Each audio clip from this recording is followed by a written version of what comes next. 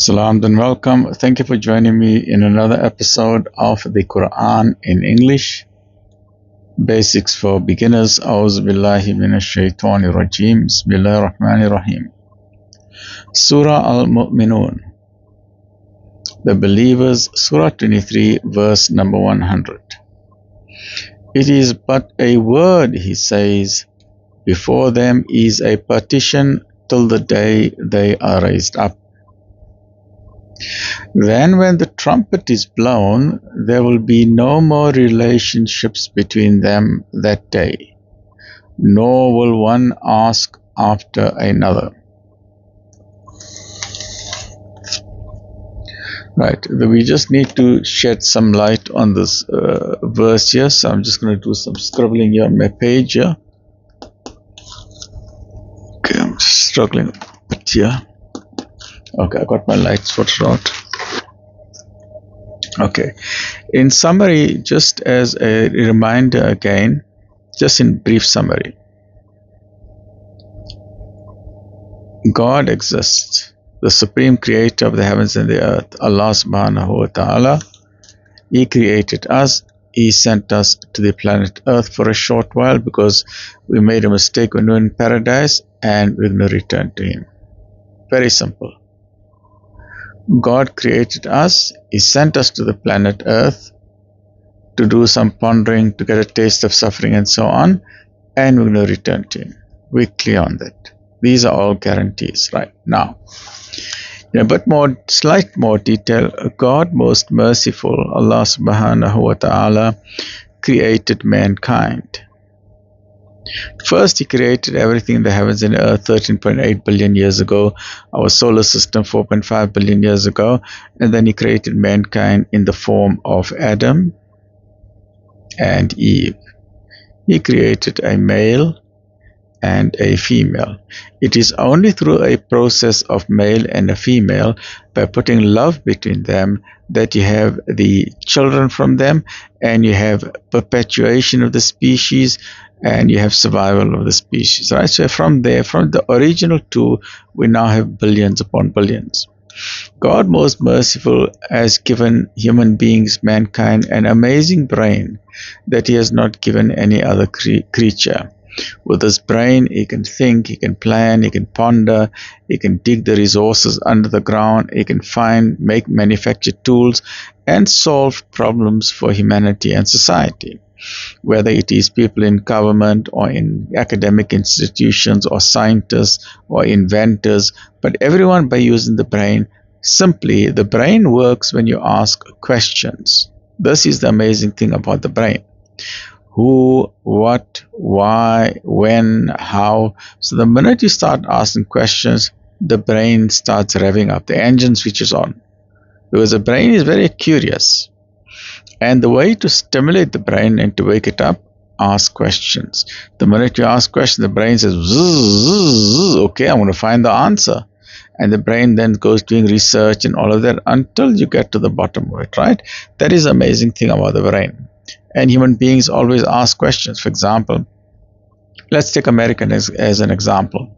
We find that Britain and Europe, all of them, they wanted space, so they came to the Americas, because there's a lot of space there. It wasn't developed in the 1400s, 1500s, 1600s. They were the original Native American people there that were living there. And then they came here, and then they did various advances and so on. And every time they were asking questions, how? For example, if America is here, they said, okay, initially they were traveling by ox wagon. But I say, how can we make that faster? So then they did a transcontinental railway. So people always asking questions, how? Then human beings start making highways. How can we travel faster? By cars. Okay, but how can we travel faster than that? Let's have trains, because the trains, you don't need robots and anything like that. There's no traffic jams with trains. They say, okay, very good. How can we even travel faster than a train or a bullet train? And they say, okay, let's manufacture helicopters and airplanes. They say, oh, wow, amazing. How can we travel faster than that also? Let's develop spaceships. So every time when human beings are asking the question, how, then there's amazing new things are developing. We had public phones. How can we make it better? They say, okay, initially there was, can you remember those old public phones? it had those little circles on it. 0, 1, 2, 3, 4. Then you had to put your finger and turn it. Trrr, trrr. Then I said, how can we make it faster? It's very easy. Let's make a keypad. So then the old phones, you had to punch it in, right? But those are still public phones, or the phones that you had in your house with wires. Then someone made the interesting thought and said, but how can we make that easier? Can't we make it wireless? So the word wireless was absolutely amazing. Then we got our smartphones and wireless laptops, and everything became wireless just by simply asking questions, right? Because God has given human beings an amazing brain. God then told all of angels to bow down to this amazing creature with this amazing brain, because God taught him the name of all things, taught him language, taught him vocabulary and all of that. All the creatures, all the angels bowed down, trillions of them, except one who is known as the Satan or Shaitan or the devil or Iblis or Lucifer. He's got three qualities that we as human beings stay away from. Arrogance, he refused to bow down. Comparison, I'm made out of fire, man is made out of clay, fire is better than clay, so why must I bow down? And envy, he is extremely jealous of human beings, because why did God honor human beings in the form of Adam and tell all the angels to prostrate to this guy instead of prostrating to him? So he's hell of a jealous. So he said, okay, guys, you got paradise for free, I'm going to get you out of there. And he did do that. Not by putting a gun to the head of Adam and Eve. No, he did it in a very subtle way, because he's a master psychologist and a master of deception. He knows how the brain works. And by planting suggestions in their brain, he made them go near the tree where they were not supposed to go near the tree, and they broke the command of God. For that, he was condemned to hell. He said, because you have now interfered with my best creature, you must now spend eternity in hell. But the devil also knows the generous, compassionate nature of God, so he asked God for a respite. He said, okay, I know I made a mistake, I know I'm going to hell, but give me a chance. Don't start my punishment now. Give me a chance until they are raised up for the day of judgment. Now, I find this very interesting, because the devil knows that there is a day of judgment. Isn't that amazing? Whereas some people deny it. The devil knows that after death there is a life after death, yet some people deny it. Why? Because he wants to confuse people, but he knows the truth, he knows everything. Then Adam and Eve realized they made a mistake, because God said, I'm going to send you all to the planet Earth.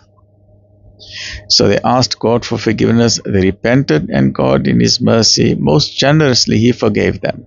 So in Islam, there's no such thing as original sin. Mankind has been forgiven, so when you're born pure and sinless.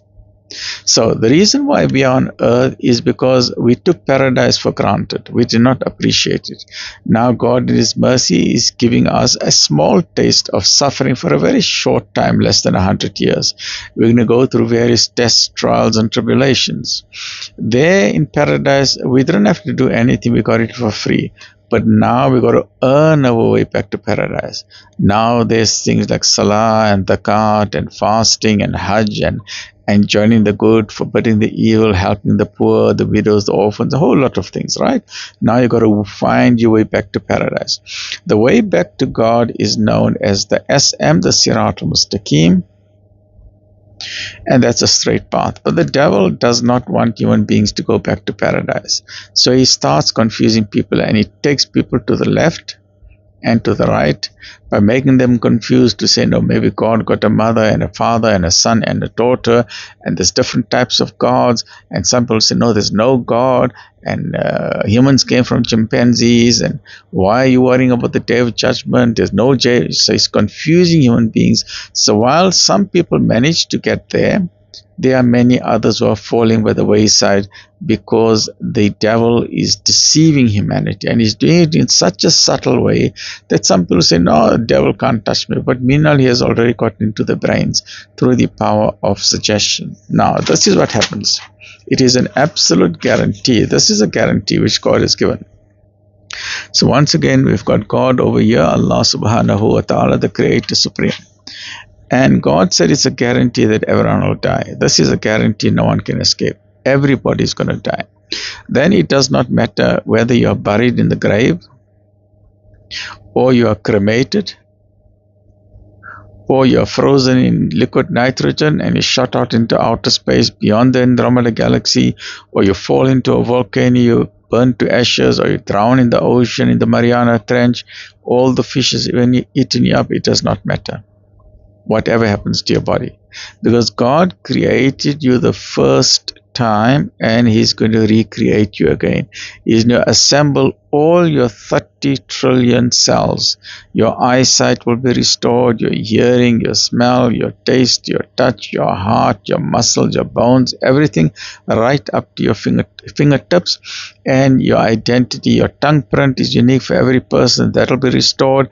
Your retinal eye scan will be restored. Your 100 billion brain cells will be restored. All your memory will be restored, which is made up of trillions of dendritic interconnections that form our pathways in the brain. And even though you died from Alzheimer's or dementia, you will have perfect memory on that day. And remember that even one biological cell, one simple biological cell, is more advanced and complicated than a Rolls-Royce factory. Right, more advanced. So we have a semi-permeable membrane. It's got a passport control system like immigration control, sodium and potassium channels.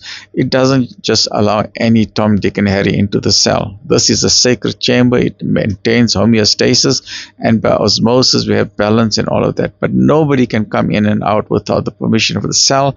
So a biological cell has got intelligence. Then we've got this amazing thing called a mitochondrion, right? This produces ATP, the energy of the body. ATP, this thing is actually a Duracell battery. And because there are 30 trillion cells in the body, 30 of these amazing factories, we've got 30 trillion Rolls-Royce factories in our body. So we've got 30 trillion Duracell batteries in our body. And how do you charge these batteries? Solar energy. Because our skins are solar panels. Our skin absorbs the sunshine and it recharges our batteries, right?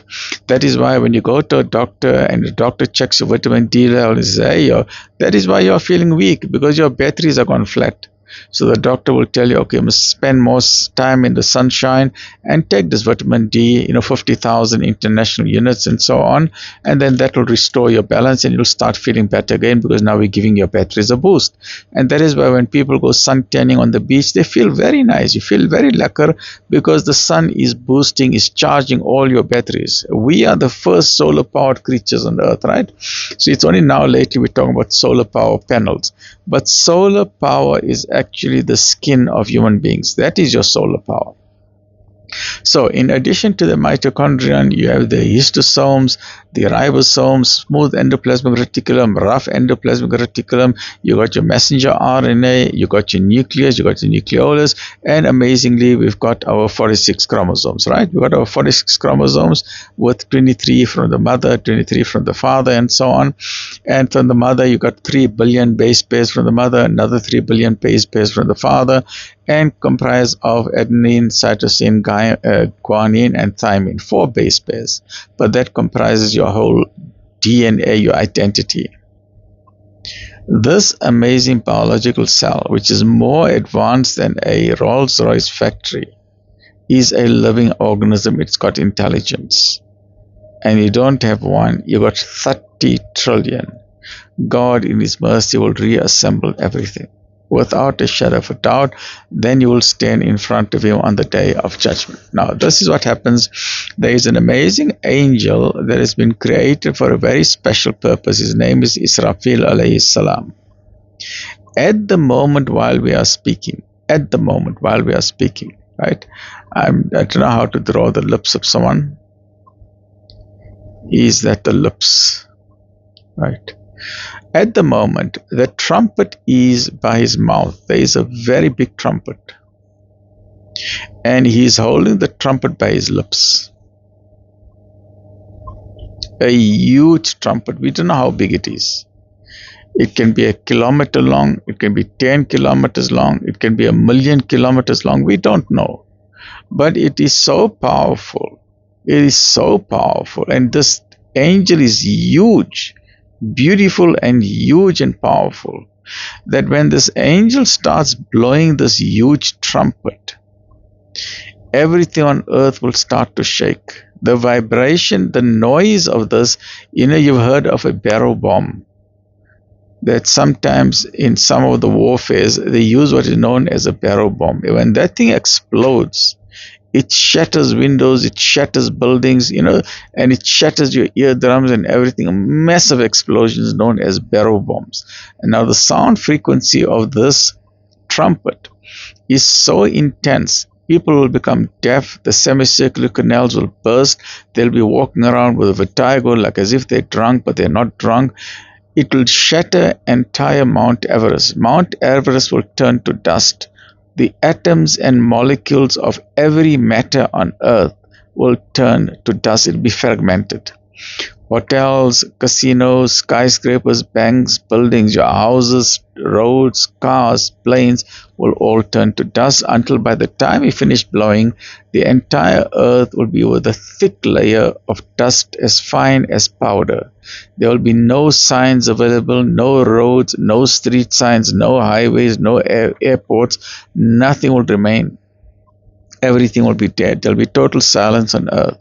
And that's when the attribute of Allah subhanahu wa ta'ala, Ya Qahar, that Allah prevails over everything, Allah dominates over everything. And Allah will then ask, where are the kings and the tyrants and dictators today? There'll be no answer because everyone will be dead. Then He will blow the trumpet for a second time. And then liquid will fall from the sky, and everyone in the soil will be brought back to life again. The ground will throw everyone out. And human beings will get a shock of their life that after being non-existent for so long, they are brought back to life, and then guaranteed they will then stand. Well, the angels will first march them to the plane of gathering, and then when they come to the plane of gathering, the huge scales of justice will be set up for the whole world to see. And your good deeds are weighed against your bad deeds. The good deeds on the right and the evil deeds on the left. If your good deeds are heavier than the evil, then you go towards paradise by the grace of Allah. And if your evil deeds are worse, then you go to hell because you want to be the friend of the devil. So the dua that we make, that those people who get the book of deeds in their right hand with no accountability, then you have got a good marks. But if you get your book of deeds in your left hand behind your back, then you are in serious problems, right? So that's what this verse is saying. Then when the trumpet is blown, there will be no more relationships between them that day, nor will one ask after another. When the trumpet is being blown, the earth will be shaking, people will be so terrified, everyone will be concerned about themselves. They won't care about where everyone else is because everyone will be terrified, right? Stay well, look after yourself. Alhamdulillah.